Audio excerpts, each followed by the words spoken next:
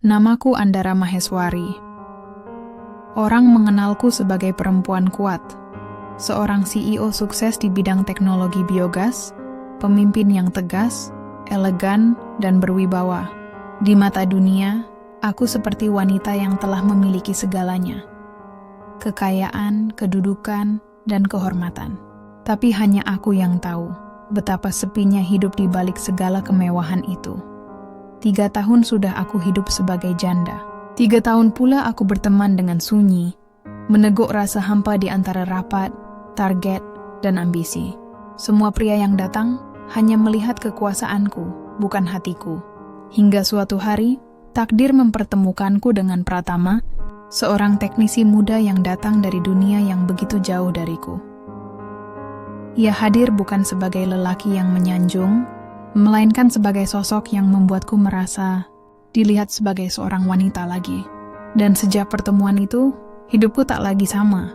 Antara logika dan rasa, aku mulai tenggelam dalam kisah yang bahkan tak pernah aku bayangkan akan terjadi. Mereka bilang aku perempuan beruntung. CEO muda dengan harta yang lebih dari cukup, jabatan tinggi, dan nama besar di dunia energi terbarukan. Di setiap seminar wajahku terpampang di layar besar, menebar inspirasi seolah aku tak punya luka. Tapi yang mereka lihat hanyalah kilau. Bukan sepi yang mengintai di balik lampu-lampu kota yang menatapku dari jendela kaca kantor setiap malam. Aku, Andara, 3 tahun sudah hidup tanpa lelaki yang dulu kupanggil suami. 3 tahun tanpa suara tawa di ruang tamu, tanpa aroma kopi yang dulu ia racik sambil membaca koran pagi. Aku terbiasa menandatangani kontrak bernilai miliaran, tapi tak pernah terbiasa menandatangani kesepian setiap kali membuka mata. Rumahku besar, tapi sunyi. Setiap langkahku bergema, seolah dinding-dinding itu menertawakan kebisuanku. Di meja makan panjang, hanya ada 1 piring yang selalu penuh, tapi tak pernah benar-benar habis. Karena rasa lapar yang kumiliki bukan untuk makanan, melainkan untuk sentuhan. Untuk pelukan. Untuk suara yang bisa menjawab, aku pulang dengan selamat datang, sayang. Kadang, aku tertawa keras-keras sendirian, hanya untuk memastikan bahwa aku masih bisa mendengar suaraku sendiri. Di cermin, aku melihat wanita berusia 38 tahun dengan wajah yang katanya masih menawan, tapi matanya kosong. Seperti sumur yang airnya kering karena terlalu sering menampung hujan air mata. Setiap orang memujaku karena kerja keras dan ketegasanku, tapi tak ada yang tahu betapa rapuhnya aku ketika malam datang. Betapa setiap kali membuka laptop untuk menandatangani proyek baru, aku berharap ada pesan singkat masuk.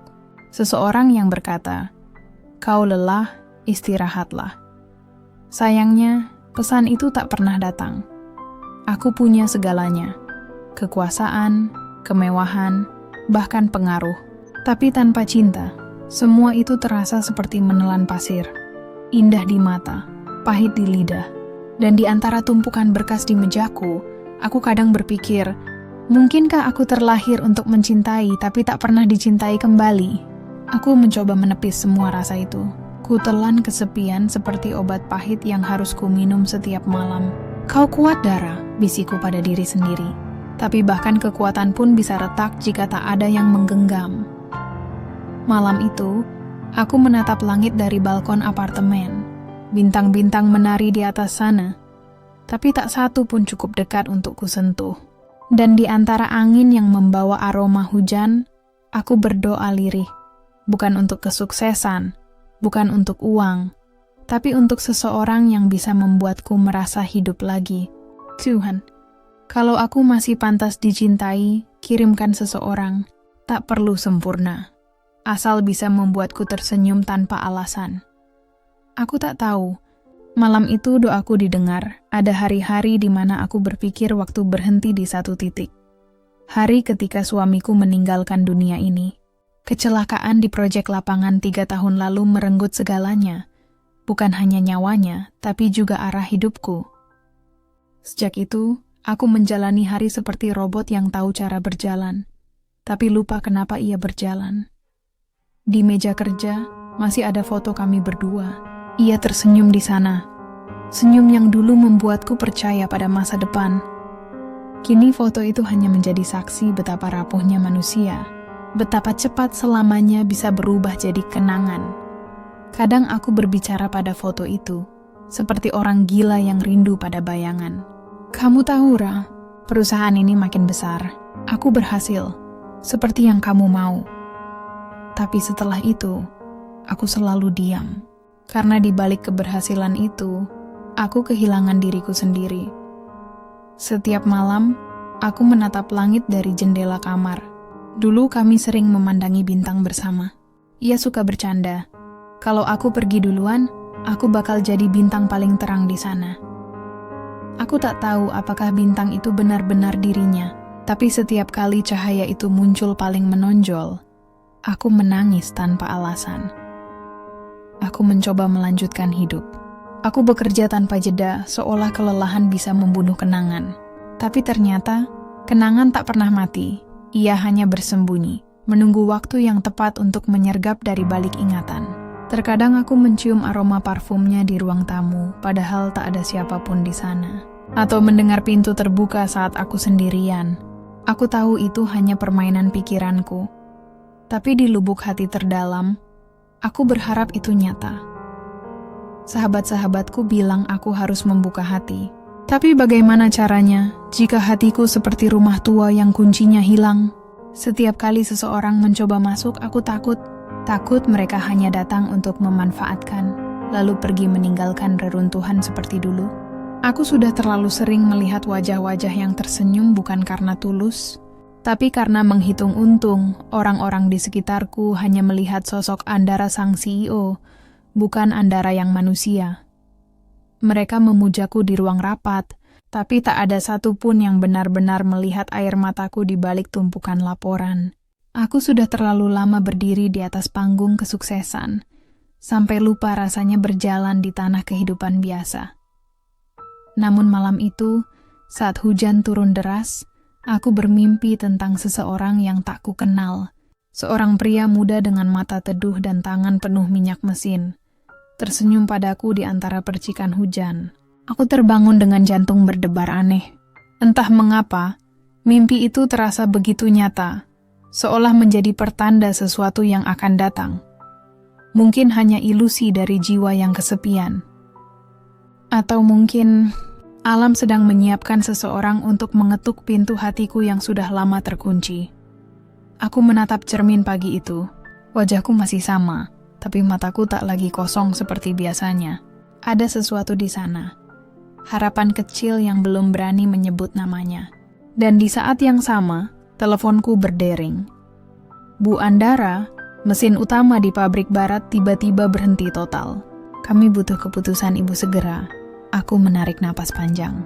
Tanpa tahu bahwa panggilan itu bukan sekadar masalah teknis, tapi awal dari bab baru dalam hidupku. Awal dari sesuatu yang tak akan pernah bisa kuhentikan lagi. Karena esoknya, di tengah mesin pabrik yang berisik dan bau oli yang menyengat, aku akan bertemu seseorang yang mengubah arah seluruh hidupku. Seseorang yang membuatku sadar bahwa bahkan dari tempat paling kotor sekalipun, cinta bisa tumbuh. Seperti bunga liar di antara retakan beton. Sejak hari itu, wajahnya terus muncul di pikiranku seperti gema yang tak mau reda. Pratama, nama yang sederhana, tapi entah mengapa setiap kali aku mengucapkannya dalam hati, ada getar lembut yang sulit kujelaskan. Ia bukan pria berjas atau beraroma parfum mahal seperti kebanyakan orang di sekelilingku, ia hanyalah teknisi. Dengan tangan kasar, kulit yang sedikit gelap terbakar matahari, dan sorot mata yang terlalu jujur untuk dunia sekuat ini. Beberapa hari kemudian, aku kembali ke pabrik barat untuk meninjau sistem yang baru diperbaiki. Yo ada di sana, sedang membenahi panel listrik. Aku berdiri di belakangnya cukup lama sebelum ia sadar. Ketika ia menoleh, waktu seakan berhenti sesaat. Matanya bertemu mataku, dan untuk alasan yang tak masuk akal, aku menahan napas. Bu Andara? Iya, jawabku agak gugup. Saya hanya ingin memastikan semua berjalan baik. Ia tersenyum. Senyum tipis yang tak dibuat-buat. Sudah stabil, Bu. Mesin itu kadang rewel, Tapi kalau dilihat dari aliran tekanannya, sekarang sudah normal. Aku mengangguk, padahal jujur aku tak sepenuhnya paham apa yang ia jelaskan. Yang kupahami hanya satu, suaranya menenangkan. Seperti suara ombak kecil di antara kebisingan dunia yang selalu menuntutku sempurna. Kami sempat berbicara sebentar, ringan saja, tentang cuaca, tentang pabrik, tentang hal-hal yang sebenarnya tak penting, tapi membuat ruang di antara kami terasa hangat. Aku memandangi caranya berbicara, caranya menunduk sopan setiap kali aku menatapnya terlalu lama. Ada sesuatu di sana, perpaduan antara hormat dan keberanian, sesuatu yang membuatku merasa dilihat. Ketika aku hendak pergi, tiba-tiba angin menerbangkan map berisi laporan dari tanganku. Kertas-kertas itu berhamburan, jatuh di lantai yang sedikit basah oleh minyak. Pratama dengan sigap membantu memungutinya. Tangan kami bersentuhan, hanya sepersekian detik, tapi cukup untuk membuat seluruh tubuhku tersentak halus. Aku menarik tanganku cepat, pura-pura tidak terpengaruh, tapi jantungku tak berhenti berdegup. "Maaf, Bu," katanya pelan. "Tidak apa-apa," jawabku dengan suara yang nyaris tak terdengar.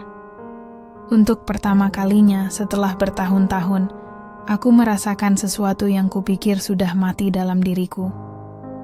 Sebuah getar lembut yang menyalakan api kecil di dada. Api yang tak membakar, hanya menghangatkan. Dan ketika aku berbalik meninggalkan ruangan itu, aku tahu langkahku terasa lebih ringan dari biasanya. Namun, malamnya aku tidak bisa tidur. Setiap kali memejamkan mata, aku melihat mata itu lagi. Mata yang teduh tapi penuh cahaya. Seolah menyimpan sesuatu yang tak semestinya ku ketahui. Aku memeluk bantal, mencoba menenangkan diri. "Ini cuma kekaguman sesaat," kataku berulang-ulang. Tapi kalimat itu tak cukup kuat melawan desir di dadaku. Esok harinya, aku sengaja memeriksa pabrik lagi.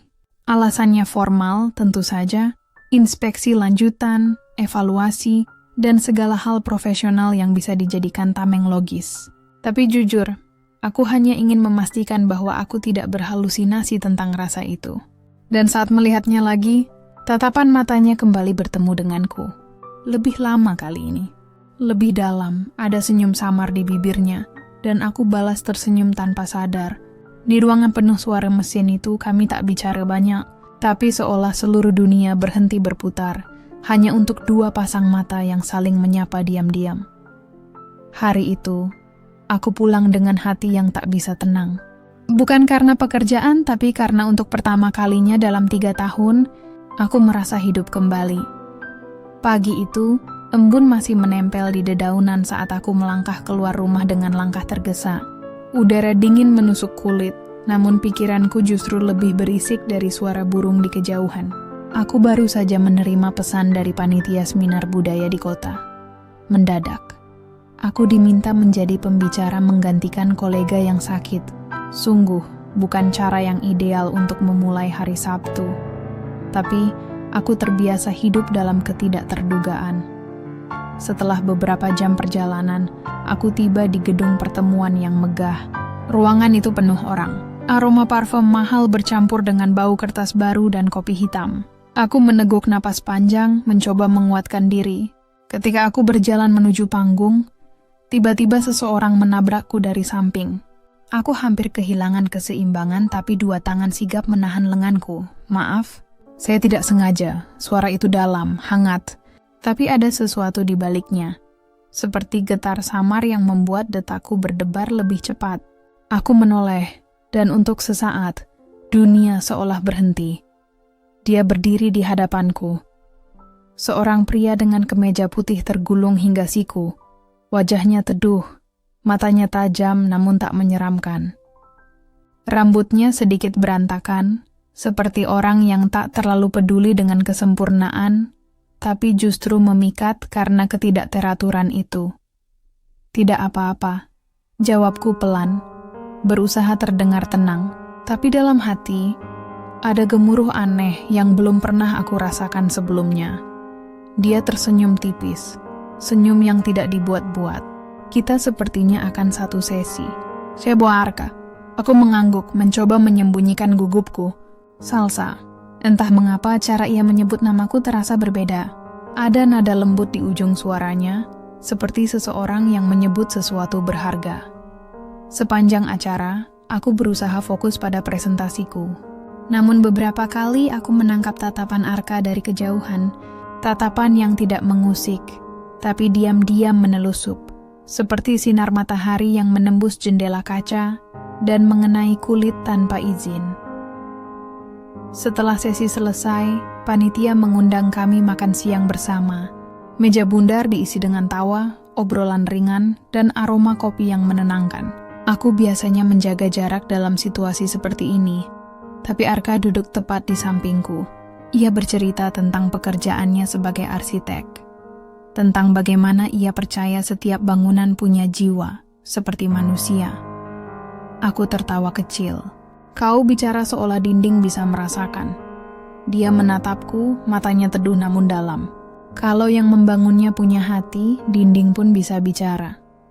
Ucapannya sederhana, tapi entah kenapa membuat dadaku bergetar halus. Ada sesuatu di antara kami. Bukan sekadar pertemuan, tapi seperti benih kecil yang diam-diam tumbuh di tanah yang tak pernah direncanakan. Sore itu, ketika aku hendak pulang, dia berjalan bersamaku sampai ke parkiran. Angin menggoyangkan daun-daun kering, langit berubah keemasan. Aku senang bertemu denganmu, Salsa, katanya pelan.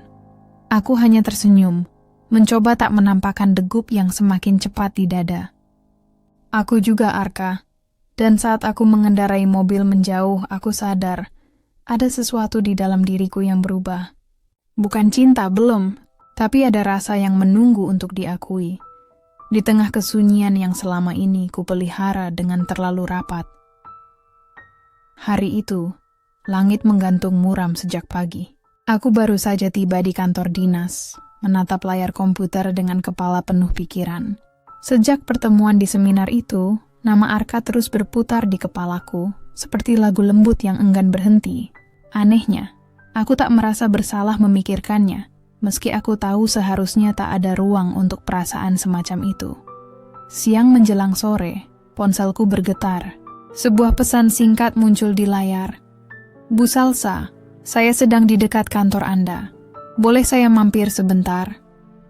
Arka jantungku berdetak lebih cepat dari biasanya. Aku menatap layar itu lama, menimbang antara profesionalisme dan keinginan yang tak bernama. Lalu jemariku bergerak sendiri. Tentu, saya tunggu di ruang kerja. Beberapa menit kemudian, pintu diketuk. Ia muncul, dengan senyum yang membuat ruang sempit itu terasa lapang. Hujan turun perlahan di luar jendela, menimbulkan suara ritmis di atap, seperti irama yang mengiringi pertemuan kami. Aku kebetulan ada proyek arsitektur museum budaya di kota ini, katanya sambil duduk di kursi tamu. Aku teringat dengan beberapa idemu di seminar. Udah boleh aku minta pandanganmu? Aku mengangguk, mencoba bersikap biasa. Tapi saat ia membuka map dan menatapku, ada sesuatu di matanya. Ketenangan yang menenangkan sekaligus menyesakkan. Ia menjelaskan rancangan itu dengan semangat. Namun setiap kali tatapan kami bersinggungan, dunia di sekitarku seolah kehilangan suara. Konsepnya indah, kataku akhirnya. Kau tidak hanya merancang bangunan, Arka. Kau seperti menulis puisi dengan dinding dan cahaya.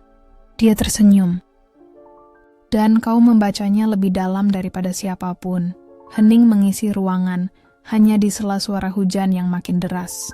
Dalam diam itu, aku merasakan sesuatu bergeser di dalam diriku. Tembok yang selama ini kubangun perlahan retak. Ada kehangatan yang masuk melalui celahnya, lembut tapi pasti. Tiba-tiba listrik padam. Ruangan menjadi redup, hanya diterangi cahaya abu-abu dari luar. Aku terdiam, sedikit gugup. Tapi Arka berdiri, mendekat ke jendela, lalu menatap ke arahku. Aku suka suasana begini, katanya pelan. Tenang, seolah dunia memberi kita waktu untuk berhenti. Aku menatapnya. Berhenti? Atau tersesat di antara rasa yang tak seharusnya ada? Dia tak menjawab, hanya menatapku lebih lama. Dan di antara suara hujan, aku bisa mendengar detak jantungku sendiri. Lalu perlahan ia berkata, "Mungkin takdir kadang memilih waktu yang salah, tapi perasaan tak selalu salah." Kalimat itu seperti hujan di dadaku, deras namun melegakan. Aku menunduk, takut mataku mengkhianati isi hati. Arka tidak menyentuhku, tidak melangkah mendekat. Tapi justru jarak itu yang membuat udara di antara kami terasa padat, nyaris bergetar. Ketika listrik kembali menyala, aku pura-pura sibuk membereskan map.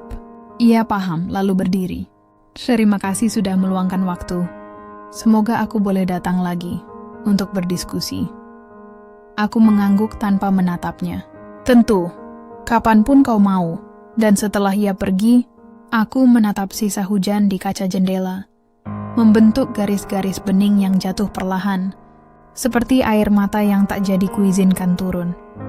Hari itu aku tahu satu hal. Hidupku yang selama ini tenang, kini mulai bergetar oleh sesuatu yang manis dan berbahaya.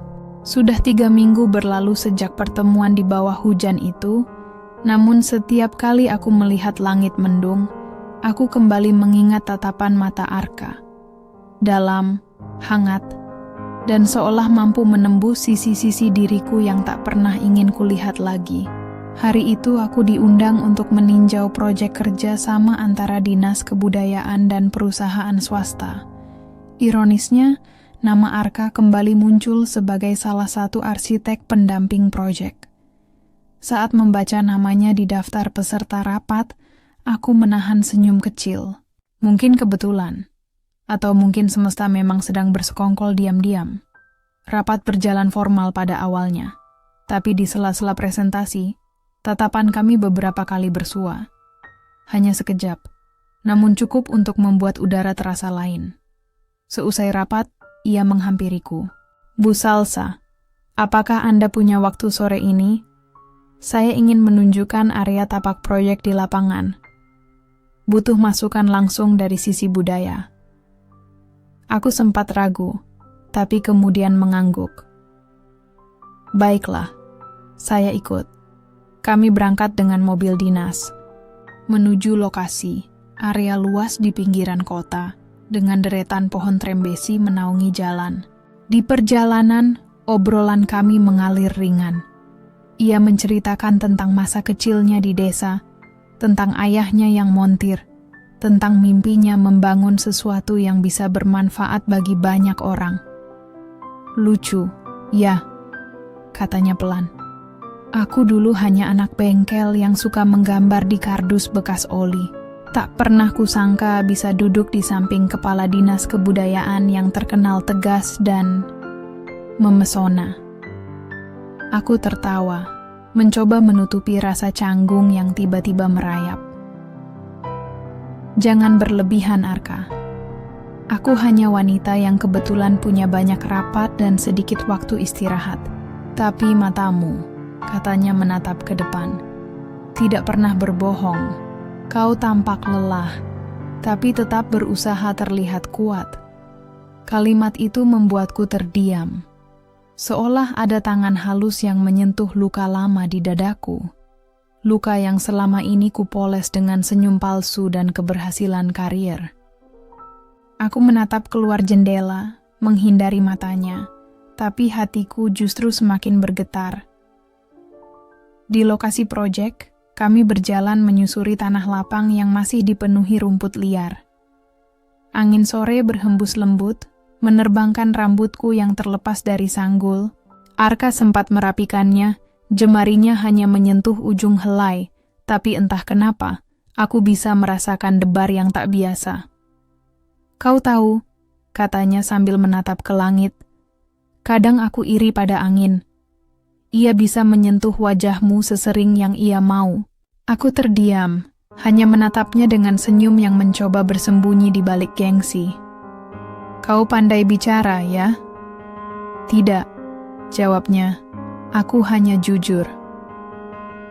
Hening kembali mengisi di antara kami. Namun hening itu bukan kosong. Ada sesuatu di dalamnya. Sesuatu yang hangat, berdenyut. Menjelang senja, kami duduk di bangku semen sementara, menatap matahari turun perlahan di ufuk barat. Cahaya jingganya menimpa wajah Arka, membuat garis rahangnya terlihat tegas dan lembut sekaligus. Kalau saja waktu bisa berhenti, gumamku pelan. Kalau waktu berhenti, katanya, mungkin aku akan terjebak di sini, di sampingmu, dan aku tak akan menyesal. Aku menoleh, tapi tak sempat membalas. Karena sejurus kemudian, hujan kecil turun tiba-tiba, membasahi tanah, membuat kami berlari mencari teduh di bawah bangunan setengah jadi. Kami tertawa, menertawakan basah, menertawakan diri kami sendiri yang seperti dua orang remaja yang tak tahu cara berpura-pura. Dan di bawah atap yang bocor itu, aku tahu, ada sesuatu yang telah berubah di dalam diriku. Bukan sekadar kekaguman, bukan sekadar simpati, tapi sesuatu yang tak seharusnya tumbuh, namun kini tak bisa lagi kutahan. Hari itu, kantor masih ramai meski jarum jam hampir menyentuh pukul 8 malam. Aku duduk di balik meja, menatap berkas-berkas yang tak juga selesai kutandatangani. Lelah menumpuk di bahuku, tapi pikiranku justru melayang entah kemana. Tepatnya, kepada seseorang yang belakangan ini begitu sering singgah di benakku. Arka. Seolah menjawab gumam hatiku, suara ketukan lembut terdengar di pintu ruanganku. "Permisi, Bu Salsa." Aku menoleh. Ia berdiri di ambang pintu, mengenakan kemeja biru yang sudah sedikit kusut, namun justru membuatnya terlihat lebih alami. Seperti pria yang datang bukan untuk urusan pekerjaan, melainkan urusan hati. "Masih lembur?" tanyaku sambil tersenyum. "Iya, Bu. Gambar struktur bangunan belum disetujui penuh. Jadi saya pikir lebih baik diselesaikan malam ini. Tapi..." Ia menatapku pelan. "Saya lihat lampu ruang Anda masih menyala. Saya khawatir Anda juga belum pulang." Aku terkekeh pelan. "Kau selalu memperhatikan hal kecil ya?" Ia tersenyum samar. "Saya hanya tidak ingin Anda terlalu lelah." Kalimat sederhana itu, entah kenapa, menembus lapisan profesionalisme yang selalu kujaga. Ada sesuatu yang lembut mengalir di dada. Sesuatu yang sudah lama tak kurasakan. Aku menunjuk kursi di depanku. "Duduklah. Sekalian saja kita bahas revisi yang kau maksud." Kami bekerja berdua di ruang itu, ditemani suara hujan di luar jendela dan aroma kopi yang baru saja kuseduh. Sesekali tangan kami hampir bersentuhan saat memindahkan kertas atau menunjuk layar laptop. Dan setiap kali itu terjadi, udara di antara kami terasa sedikit bergetar. "Aku belum pernah bekerja seefisien ini," ucapnya pelan tanpa menoleh. "Karena takut dimarahi kepala dinas?" Candaku mencoba mencairkan suasana. Ia tertawa kecil, tapi kemudian menatapku serius. "Tidak, karena aku tidak ingin malam ini berakhir cepat." Kata-katanya membuatku terpaku. Dalam tatapan itu ada sesuatu, kejujuran yang terlalu terang untuk diabaikan. Aku bisa saja pura-pura tidak mengerti, tapi aku tidak bisa membohongi hatiku sendiri. "Arka," ucapku pelan, tapi suaraku tertahan di tenggorokan. Aku tidak tahu harus berkata apa. Yang aku tahu, aku merasa hidup lagi. Seolah ada seseorang yang perlahan menyalakan kembali cahaya yang sempat padam dalam diriku. Tiba-tiba, listrik padam. Gelap total. Aku bisa mendengar desiran hujan yang makin deras, dan napas kami yang terasa begitu dekat. Ia menyalakan senter dari ponselnya. Sinarnya menyorot wajahku dari sisi, membuat bayangan di dinding menari perlahan. "Aneh, ya," katanya pelan. "Dalam gelap seperti ini, justru semua terasa lebih jelas." Aku menatapnya, tidak berani berpindah pandang. Waktu seolah berhenti di antara detik yang panjang itu. Ia mendekat, namun tidak melangkah terlalu jauh. Hanya cukup untuk membuat jarak kami terasa hangat, menegangkan, dan memabukkan. "Bu Salsa," bisiknya. Suaranya bergetar di antara hujan. Kalau saya bilang saya mulai peduli lebih dari sekadar rekan kerja, apakah itu salah? Aku menarik napas panjang, menatapnya dalam cahaya redup itu. Yang salah bukan perasaan Arka, tapi waktunya. Ia menunduk, tersenyum getir. Jadi, kalau waktunya tepat, apakah aku masih punya kesempatan? Aku tak menjawab. Mungkin diamku adalah bentuk pengakuan paling jujur. Kami kembali menatap layar yang kini tak lagi berarti apa-apa. Sampai akhirnya listrik menyala dan realitas memaksa kami kembali berpura-pura profesional. Malam itu kami pulang tanpa banyak bicara, tapi hati kami sama-sama tahu ada sesuatu yang telah berubah. Dan ketika aku sampai di rumah, aku duduk di tepi ranjang, memandangi jendela yang masih dibasahi sisa hujan. Aku tahu batas di antara kami semakin tipis, nyaris tak terlihat. Tapi bagaimana jika aku tak ingin lagi menjaga jarak itu? Malam itu, aku duduk di balkon apartemen, menatap kota yang berkilau oleh lampu-lampu jalan. Angin berembus lembut, membawa aroma hujan yang baru reda. Di tangan, secangkir teh hangat menebar uap tipis, tapi yang terasa di dada justru dingin. Dingin yang bukan berasal dari udara, melainkan dari ruang kosong yang sudah 3 tahun tak terisi oleh siapapun. Sejak suamiku meninggal dalam kecelakaan itu, aku menutup diri rapat-rapat. Aku belajar tersenyum di hadapan dunia, belajar berdiri tegak di atas luka, tapi diam-diam, di balik senyum dan jas resmi yang kukenakan setiap hari, aku tetaplah wanita yang rindu dipeluk, rindu didengarkan tanpa harus menjelaskan segalanya. Ponselku bergetar pelan. Sebuah pesan masuk dari Arka. "Saya sedang di kafe dekat apartemen Anda. Kalau Anda belum tidur, boleh saya traktir secangkir kopi?" Aku menatap layar itu lama, antara ingin menolak dan takut menyesal. Lalu, entah dorongan dari mana, aku mengetik balasan singkat. "Baik." 15 menit lagi. Kafe itu kecil, tapi hangat. Dindingnya dihiasi foto-foto hitam putih, dan aroma kopi bercampur vanila memenuhi udara. Saat aku masuk, ia sudah duduk di sudut ruangan, mengenakan sweater abu-abu dan senyum yang tak pernah gagal membuat dadaku bergetar.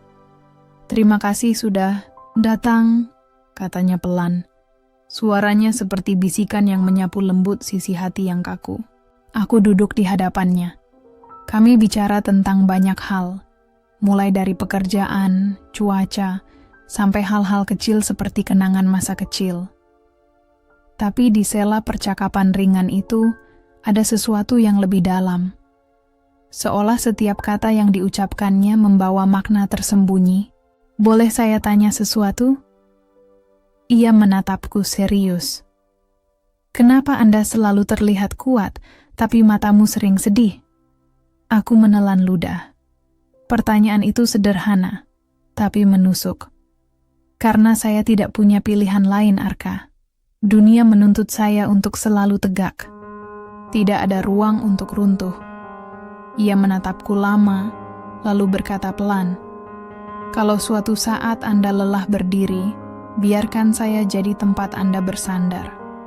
Aku terdiam. Waktu seolah berhenti. Di matanya, aku melihat ketulusan yang menakutkan. Karena ketulusan seperti itu bisa meluluhkan pertahanan yang selama ini kujaga mati-matian. Kami terdiam cukup lama. Hanya suara musik jazz lembut yang mengisi udara. Lalu aku tertawa kecil, mencoba mencairkan suasana. "Kau bicara seperti pria yang terlalu berani untuk mencintai seseorang yang tak seharusnya." Ia tersenyum, menatap keluar jendela. Mungkin, tapi kadang hati tidak menunggu izin untuk merasa. Hujan turun lagi di luar, menimbulkan kilau di kaca jendela. Ia berdiri, melepas jaketnya, lalu meletakkannya di pundakku. Gerakannya lembut, tulus, tanpa maksud lain. Tapi entah kenapa dadaku terasa sesak. Bukan karena dingin, tapi karena takut kehilangan hangat itu kalau aku menolaknya. Setelahnya, kami berjalan keluar kafe. Hujan masih menetes lembut.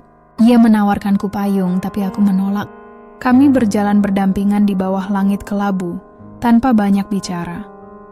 Dan malam itu, di tengah hujan yang membasahi rambut dan bahu, aku merasa sesuatu dalam diriku mulai menyerah. Bukan karena aku lemah, tapi karena aku mulai sadar bahwa mungkin cinta kedua tidak selalu datang untuk menggantikan. Kadang ia datang untuk menyembuhkan. Sejak malam di kafe itu, aku dan Arka jadi lebih sering berinteraksi. Kadang untuk urusan pekerjaan, kadang tanpa alasan apapun selain rindu yang terselubung dalam percakapan ringan.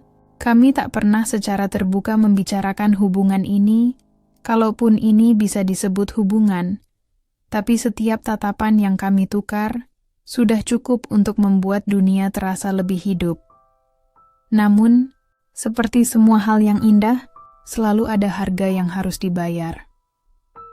Beberapa minggu kemudian, suasana kantor mulai berubah. Tatapan kolega yang dulu hangat kini terasa berbeda. Bisik-bisik kecil mengiringi langkahku di koridor. Dan senyum sopan mereka menyimpan rasa ingin tahu yang tak perlu dijelaskan. Aku pura-pura tak peduli. Tapi ketika sekretarisku Lila dengan wajah canggung berkata, "Bu, ada yang bilang Pak Arka sering keluar masuk ruangan Anda, bahkan di luar jam kerja." Aku hanya tersenyum pahit. "Biar saja, Lila. Orang memang suka menulis cerita dari apa yang tak mereka mengerti." Jawabku ringan.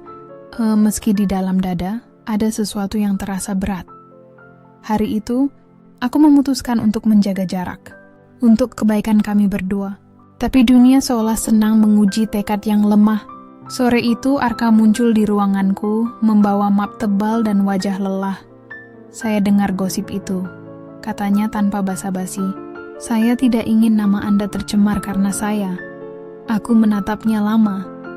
Ada kejujuran di matanya, tapi juga luka. "Kau tidak bersalah, Arka. Mereka hanya takut melihat sesuatu yang mereka tak pahami. Aku bisa menanggungnya. Tapi aku tidak bisa," katanya cepat. "Aku tidak ingin jadi alasan orang lain melukai reputasi atau ketenangan Anda." Aku terdiam, lalu berdiri dari kursi. "Jadi apa yang kau mau? Menjauh?" Ia menatapku dengan sorot mata yang tak bisa kusembunyikan dari ingatanku semalam. "Kalau menjauh bisa membuatmu bahagia, mungkin itu yang harus kulakukan. Tapi, kenapa rasanya aku tak sanggup?" Aku menunduk, merasakan detak jantungku memukul cepat di dada. Dalam jarak yang hanya beberapa langkah itu, kami seperti dua orang yang terperangkap dalam dilema, antara kewajiban dan keinginan, antara logika dan rasa. "Arka," ucapku pelan, "kau tahu, hidupku sudah penuh dengan keputusan yang benar tapi menyakitkan. Jangan biarkan aku menambah satu lagi malam yang dingin karena takut dicemooh orang." Ia tak menjawab, hanya mengangguk. Namun, sebelum melangkah pergi, ia berkata, "Baik, Bu Salsa. Tapi kalau suatu hari Anda membutuhkan seseorang yang tidak menilai, saya tetap di sini. Diam-diam, tapi tetap di sini." Saat pintu menutup, aku memejamkan mata. Napasku bergetar, antara lega dan hampa. Kadang cinta yang tulus justru hadir dalam bentuk jarak, bukan genggaman. Beberapa hari berikutnya, kami memang menjaga jarak. Tak ada pesan larut malam, tak ada tatapan yang terlalu lama. Tapi anehnya, justru rindu itu semakin nyata.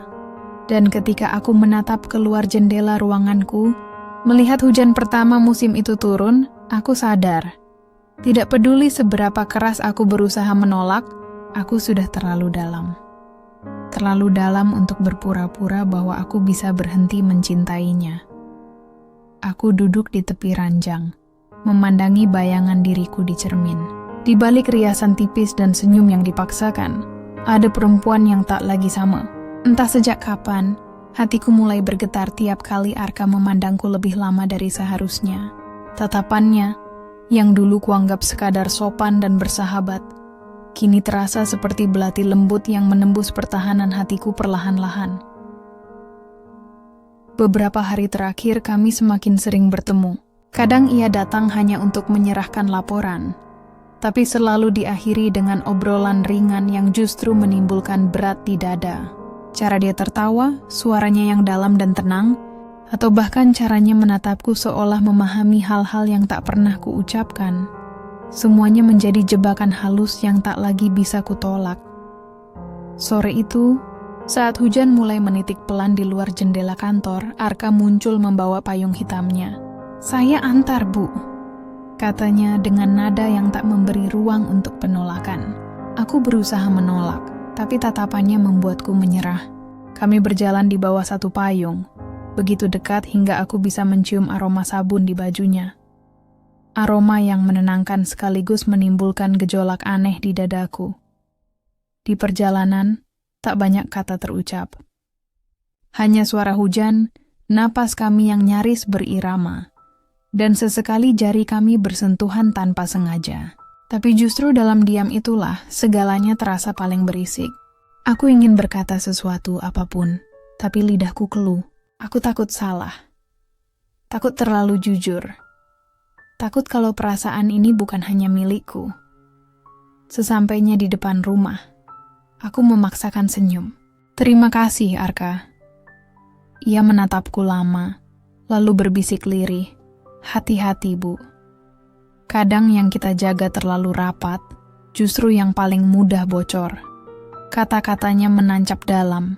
Setelah ia pergi, aku bersandar di pintu, mencoba mengatur napas. Hujan di luar seperti menertawakan kebingunganku.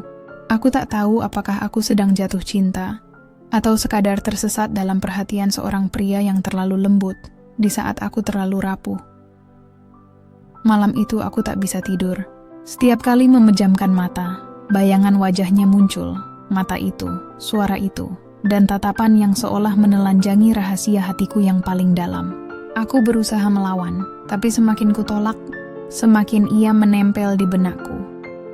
Aku teringat satu kalimat lama yang pernah kubaca di novel murahan di masa remaja.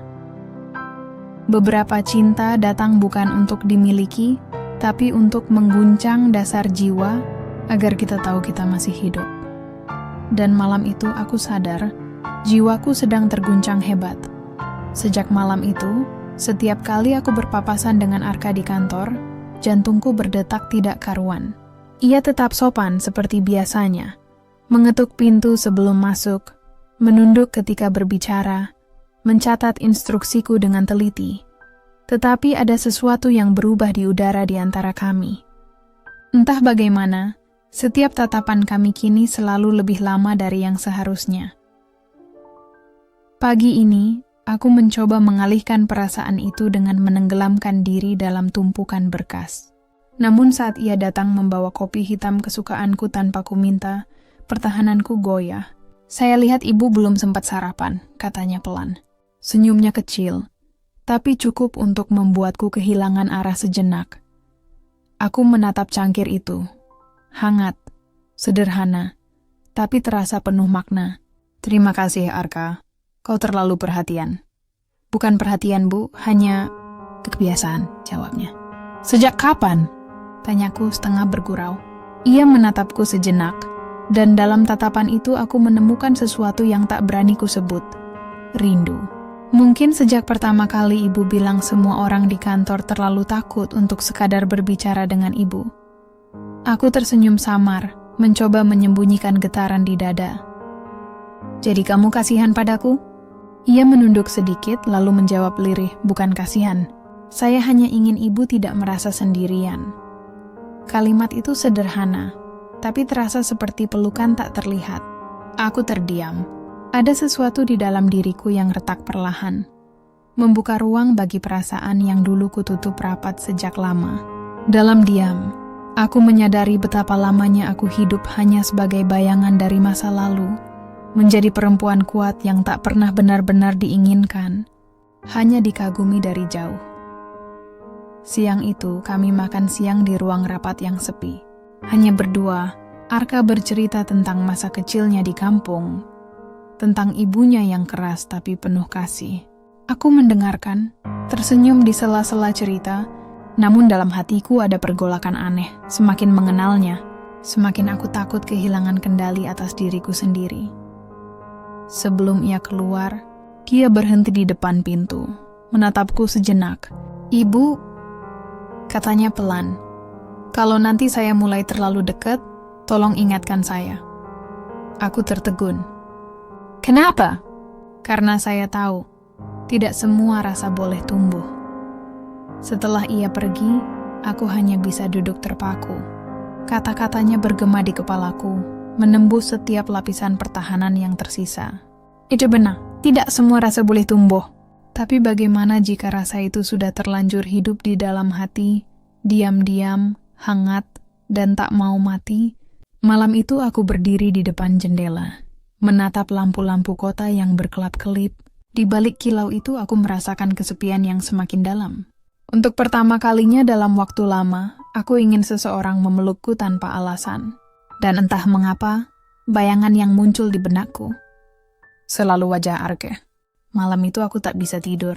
Kata-kata Arka terus bergema di kepalaku, menelusup ke celah-celah hati yang selama ini kuanggap sudah beku. Tidak semua rasa boleh tumbuh, katanya. Tapi bagaimana jika justru rasa itu satu-satunya hal yang membuatku merasa hidup kembali? Aku menatap langit-langit kamar. Sunyi. Sejak 3 tahun lalu, setelah kepergian almarhum suamiku, tempat tidur ini selalu terasa terlalu luas, terlalu dingin. Aku terbiasa tidur di sisi kanan, menyisakan sisi kiri kosong, seolah menunggu seseorang yang tak akan pernah kembali. Kini, untuk pertama kalinya, aku ingin seseorang mengisi ruang itu lagi. Tapi bukan siapa saja. Aku ingin dia. Keesokan harinya aku berusaha bersikap profesional. Namun begitu Arka datang membawa laporan produksi, aku tak sanggup menatapnya terlalu lama. Ada sesuatu dalam tatapan matanya. Kehangatan yang sama sekali tak pantas kuterima dari bawahanku. "Bu Andara, apakah Anda baik-baik saja?" Tanyanya perlahan. Aku menegakkan bahu mencoba tegas. Aku hanya lelah. Ia menatapku lebih lama, seperti tahu itu bukan kebenaran penuh. "Kalau begitu, istirahatlah sejenak. Saya akan rapikan semua ini." Ada nada tulus di suaranya yang membuatku ingin percaya. Tapi sekaligus aku takut. Aku takut pada rasa yang tumbuh tanpa izin. Takut pada mata-mata di sekelilingku. Dan lebih dari itu, aku takut pada diriku sendiri yang mulai melemah. Menjelang sore, kami berada di ruang mesin bersama tim teknisi. Angin dari kipas industri membuat helai rambutku berantakan. Saat aku mencoba menulis sesuatu di papan catatan, tanganku kehilangan keseimbangan. Arka sigap menahan tubuhku sebelum aku terjatuh. Hanya beberapa detik kami begitu dekat, terlalu dekat. Nafasku tercekat, dunia seakan berhenti. "Aku baik-baik saja," kataku pelan, berusaha menegakkan diri. "Ya, tapi jantung saya tidak," jawabnya setengah berbisik, nyaris tak terdengar. Sejak momen itu, segalanya berubah. Kami menjadi dua orang yang berusaha berpura-pura tak saling peduli, padahal setiap detik terasa seperti menahan api di dalam dada. Bahkan tawa kecil di antara rapat menjadi sesuatu yang berbahaya, karena aku takut semua orang akan tahu bahwa aku sudah jatuh. Malamnya aku duduk di teras rumah, memandangi langit tanpa bintang. Dalam diam, aku bertanya pada diriku sendiri, apakah cinta seharusnya datang dengan begitu banyak keraguan?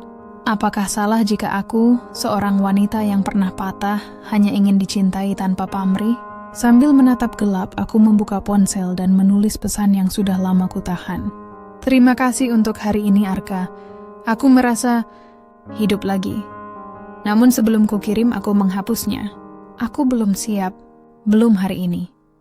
Tapi mungkin, kalian yang membaca kisahku bisa bantu aku menjawab satu hal. Jika cinta datang di waktu yang salah, apakah tetap pantas diperjuangkan? Hari-hari berikutnya berjalan bagai mimpi yang ingin kupercaya, tapi juga kutakuti. Arka kini lebih sering datang ke ruanganku, tanpa alasan yang terlalu penting.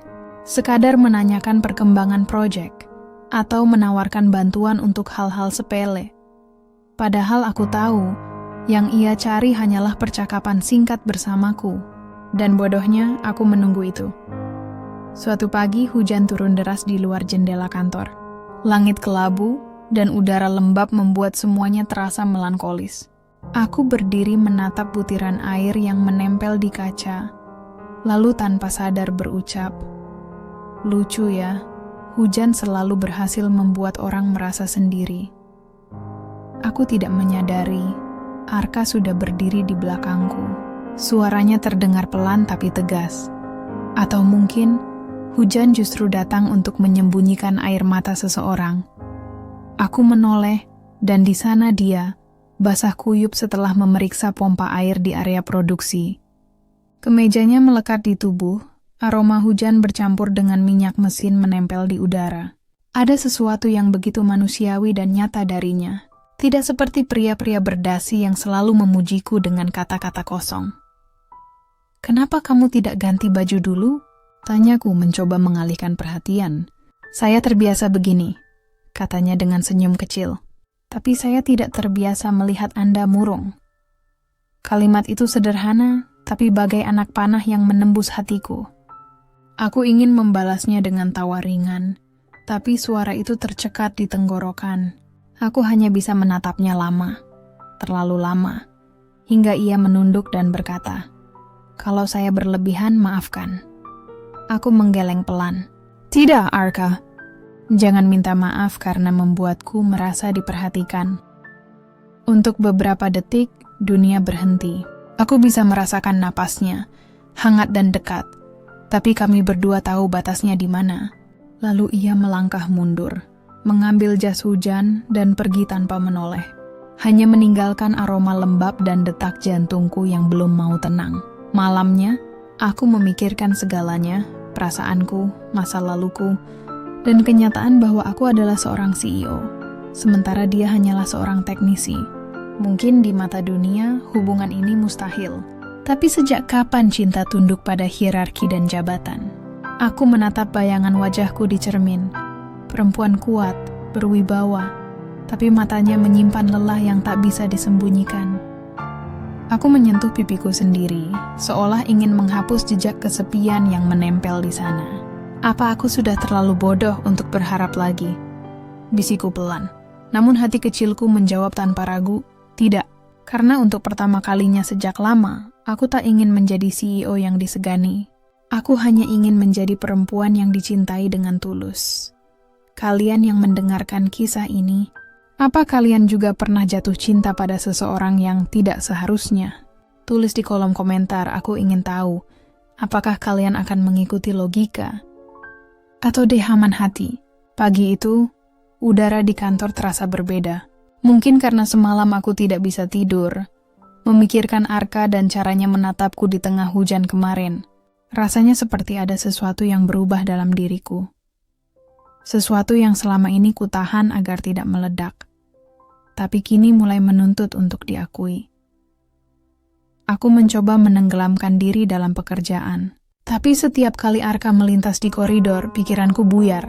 Ada ketegangan aneh setiap kali kami berada di ruangan yang sama.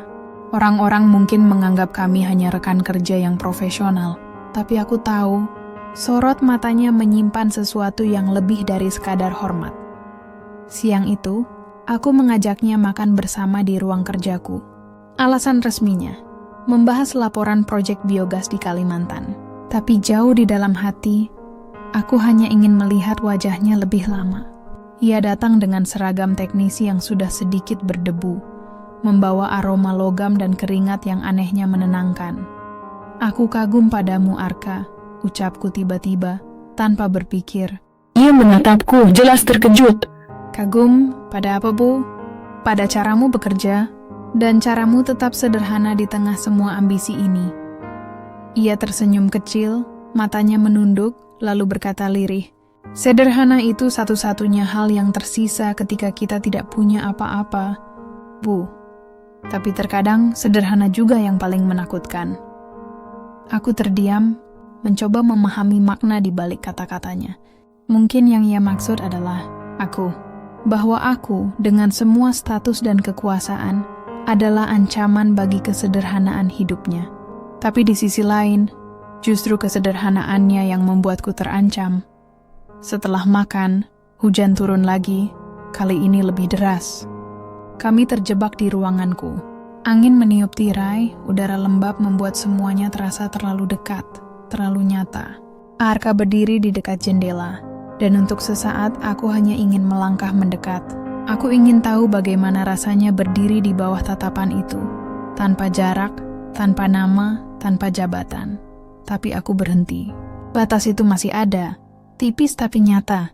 Aku tahu jika aku melewatinya, segalanya akan berubah. Arka, panggilku pelan. Iya, Bu. Kalau aku bukan siapa-siapa, kalau aku hanya wanita biasa, apa kamu masih akan menatapku seperti sekarang? Ia menatapku lama, lalu menjawab dengan suara serak. Saya sudah menatap Anda seperti itu sejak lama, bahkan sebelum tahu siapa Anda. Aku terpaku. Dunia seakan berhenti sejenak. Lalu ia berpamitan keluar, meninggalkanku sendirian bersama perasaan yang tak lagi bisa kusembunyikan. Malamnya, aku duduk di tempat tidur, menatap lampu kota yang berpendar dari jendela. Hujan belum juga berhenti. Entah kenapa, malam itu aku merasa perasaanku sudah terlalu dalam untuk diingkari. Tapi apakah dunia akan mengizinkan cinta kami tumbuh di tanah yang penuh prasangka? Hari itu aku datang lebih awal ke kantor. Langit masih abu-abu, sisa embun menempel di kaca jendela ruanganku.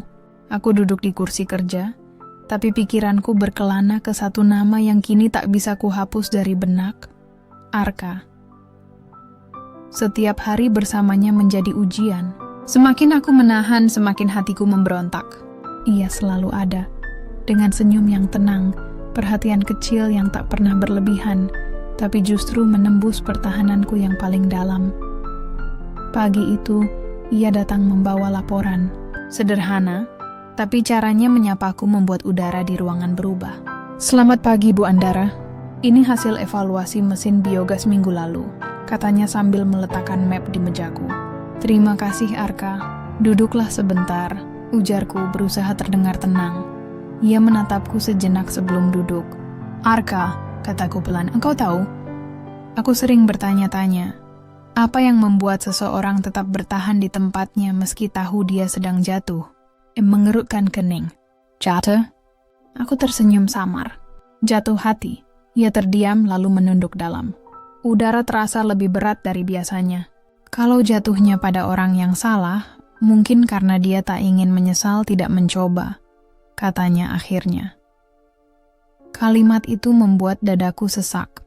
Aku ingin mengatakan sesuatu, mengaku, melepaskan segalanya. Tapi pintu ruanganku tiba-tiba diketuk. Sekretaris masuk membawa tamu dari media. Kami berdua buru-buru kembali pada peran masing-masing. Aku sang CEO yang tegas, dia teknisi yang patuh. Tapi di balik tatapan singkat yang sempat bertemu, kami sama-sama tahu, batas itu mulai kabur. Siang menjelang sore, kami kembali bertemu di area produksi. Arka sedang memperbaiki salah satu komponen mesin. Tangannya kotor oleh oli, wajahnya basah keringat, tapi bagiku, ia tampak lebih hidup dari siapapun di dunia ini. Aku tidak seharusnya merasa begini, gumamku tanpa sadar. Ia menoleh, mendekat, dan suaranya rendah nyaris seperti bisikan. Tapi terkadang, yang seharusnya justru membuat kita mati rasa, bukan hidup. Tatapan kami bertemu lama, terlalu lama. Dunia di sekitar seolah lenyap, dan di antara suara mesin yang berdengung, kami tahu tak ada lagi yang bisa benar-benar kami sembunyikan. Malam itu, setelah hari yang panjang, aku berdiri di depan cermin kamar. Bayangan diriku tampak asing. Perempuan dengan mata lelah tapi bersinar. Aku sadar, aku tidak lagi bisa berpura-pura kuat. Aku sudah menyerah pada perasaan ini, meski logika menjerit agar aku berhenti. Aku duduk di tepi ranjang, membuka ponsel. Ada pesan masuk darinya. Jaga dirimu, Bu. Dunia boleh menilai, tapi saya tahu siapa Anda sebenarnya. Pesan itu membuat mataku panas. Aku mengetik balasan, lalu berhenti. Tidak, belum sekarang. Ada sesuatu yang harus kupastikan lebih dulu. Apakah perasaan ini akan membawa kami menuju cinta atau kehancuran? Sejak malam itu, setiap langkah terasa lebih berat. Cinta yang dulu kupikir hanya sekadar rasa ingin tahu, kini tumbuh menjadi sesuatu yang berdenyut dalam darahku. Aku mencoba menolaknya, menguburnya di bawah tumpukan pekerjaan. Tapi selalu saja ada celah kecil yang membuatnya tumbuh kembali, seperti akar yang menembus beton. Di kantor, gosip mulai beredar. Aku mendengar bisik-bisik di lorong, tatapan curiga yang menusuk dari balik meja rapat. Mereka mulai menebak-nebak hubungan antara aku dan Arka. Masa sih Bu Andara sampai sering ke area mesin? Katanya ada teknisi muda yang dekat sama beliau.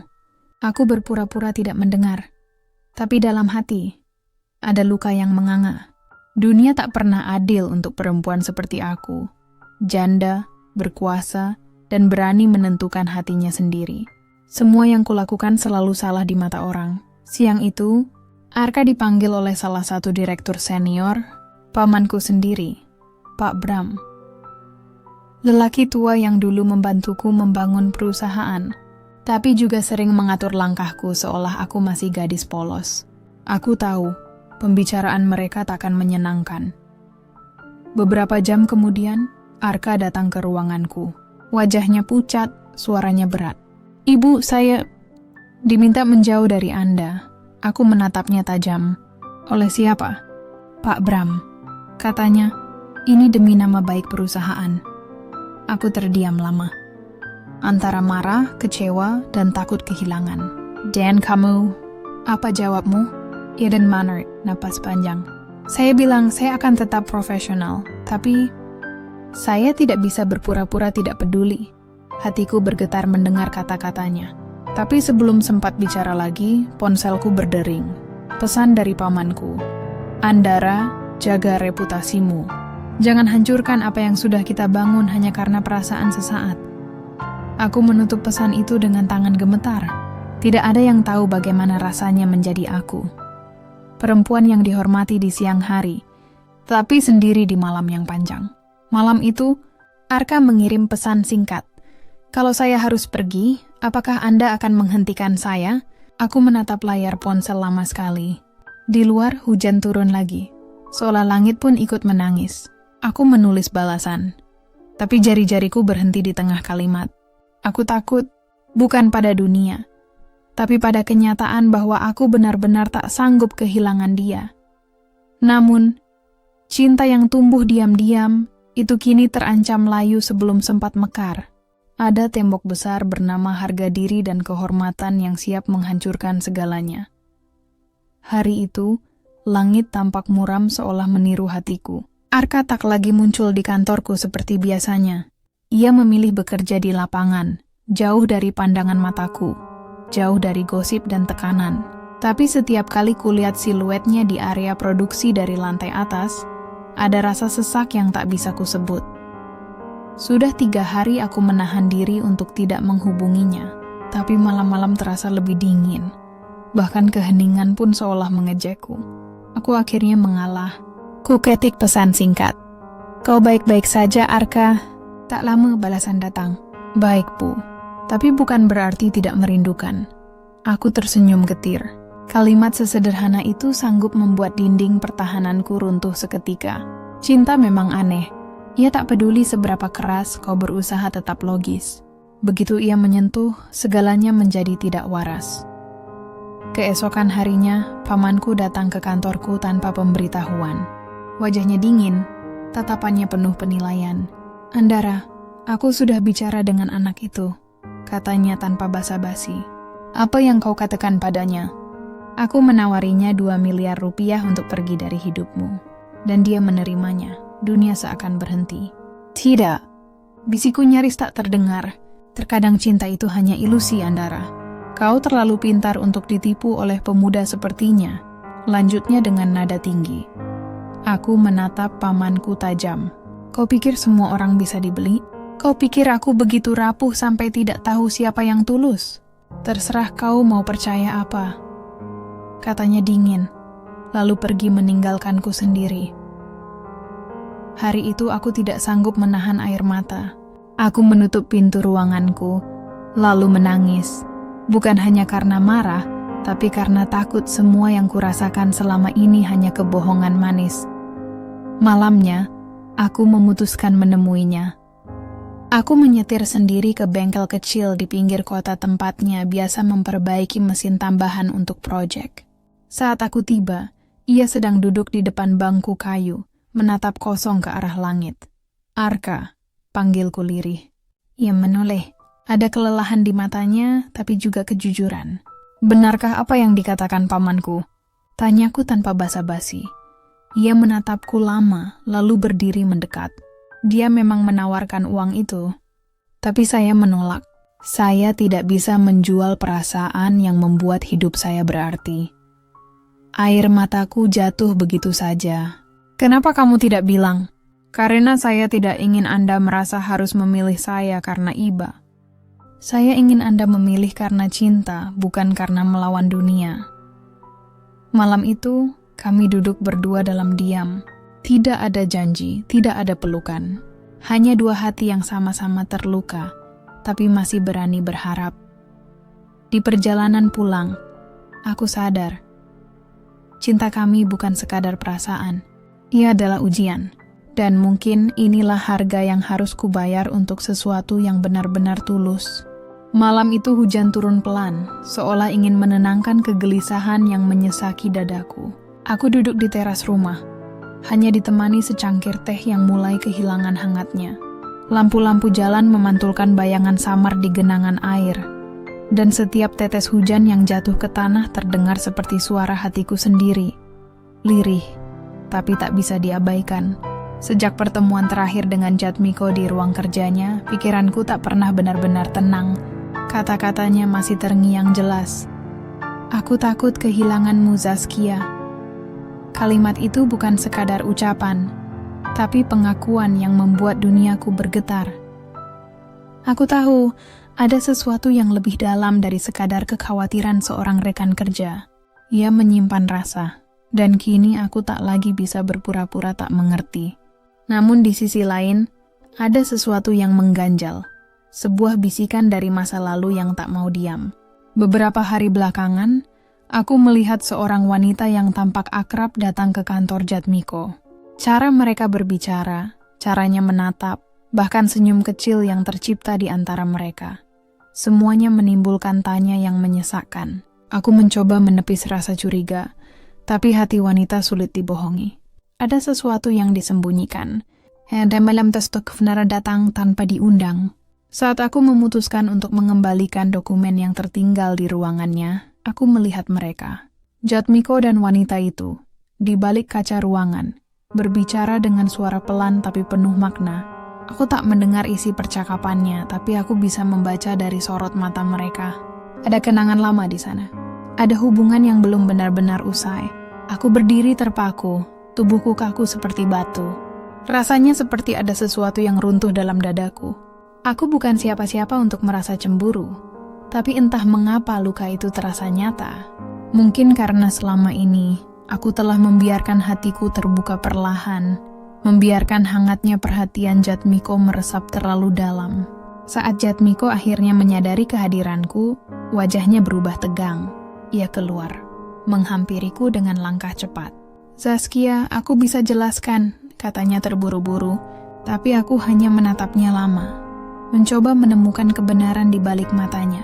"Tidak perlu, Mas," jawabku lirih. "Aku sudah cukup mengerti." Ia terdiam, dan dalam diam itu, aku tahu ia sedang berperang antara dua dunia, masa lalu dan masa kini. Mungkin aku datang di waktu yang salah. Mungkin aku hanyalah perhentian sementara dalam hidupnya, yang masih terikat pada seseorang. Aku melangkah pergi dengan langkah berat, meninggalkan aroma hujan dan kenangan yang masih basah. Di dalam dadaku, ada rasa yang tak bisa dinamai, antara cinta, kecewa, dan penyesalan. Tapi satu hal pasti, Malam itu aku belajar bahwa cinta tak selalu datang tanpa luka. Kadang ia hadir untuk menguji seberapa kuat kita bertahan. Bahkan ketika rahasia yang tersembunyi akhirnya menyeruak ke permukaan. Dan di bawah rinainya hujan yang lembut, aku berjanji pada diriku sendiri. Jika cinta memang harus menyakitkan, maka biarlah luka ini menjadi saksi bahwa aku pernah mencintai dengan sepenuh hati, meski tak pernah benar-benar dimiliki. Sejak malam itu, aku seperti hidup dalam bayang-bayang yang tak pernah usai. Setiap langkahku terasa berat. Setiap senyum yang kuperlihatkan di kantor hanyalah topeng rapuh yang menutupi badai di dalam dada. Aku mencoba meyakinkan diriku bahwa semuanya baik-baik saja.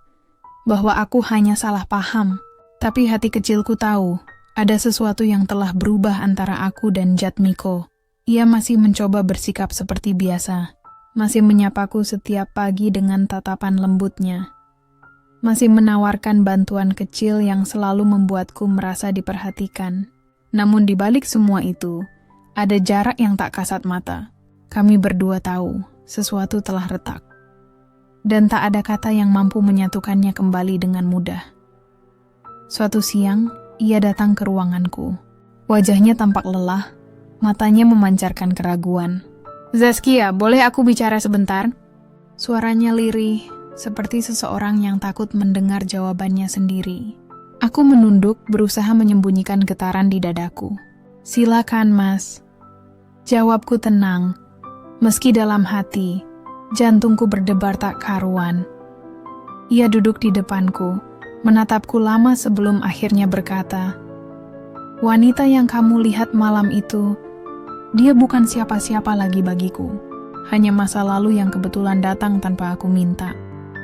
Aku menggenggam ujung rokku erat-erat. "Tapi cara Mas menatapnya tidak seperti itu," ujarku pelan. "Kadang masa lalu tak datang tanpa alasan. Mungkin karena masih ada yang belum selesai." Ia menghela napas panjang. "Kau salah, Zaskia.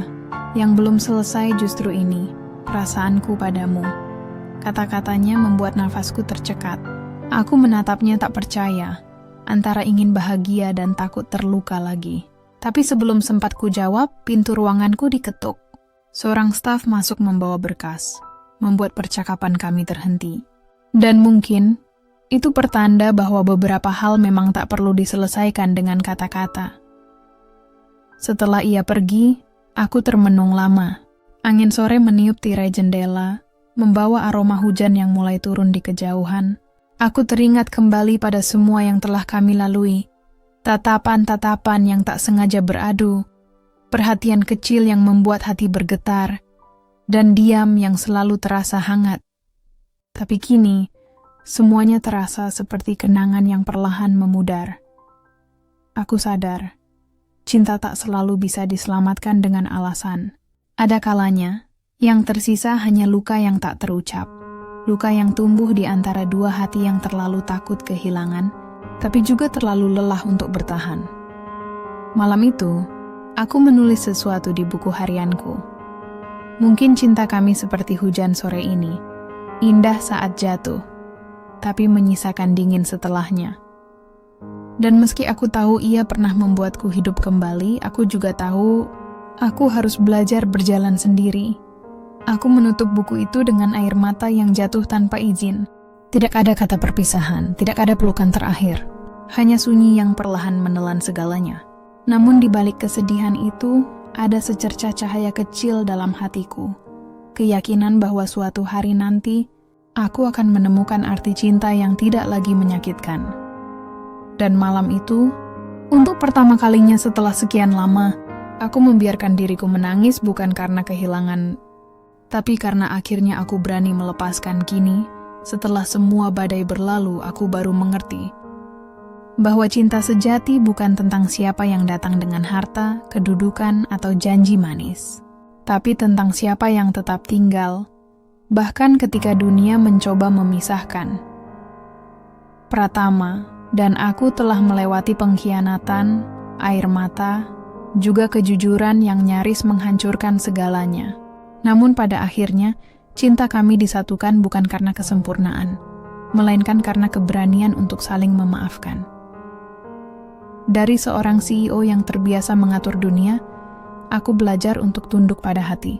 Dari seorang teknisi sederhana, aku belajar bahwa cinta bisa tumbuh bahkan di antara perbedaan paling tajam sekalipun. Dan malam ini, ketika angin berhembus lembut melewati jendela kamarku, aku tahu, aku tidak lagi sendiri. Cintaku bukan sekadar kisah antara dua insan yang saling menemukan, tapi juga perjalanan menuju pemahaman bahwa cinta sejati tidak perlu dimiliki oleh yang sempurna, ini cukup oleh dua hati yang berani untuk tetap bertahan. Kalau kamu pernah merasakan cinta yang datang dari arah yang tak terduga, tuliskan di kolom komentar, karena mungkin kisahmu tak jauh berbeda dengan kisahku. 9.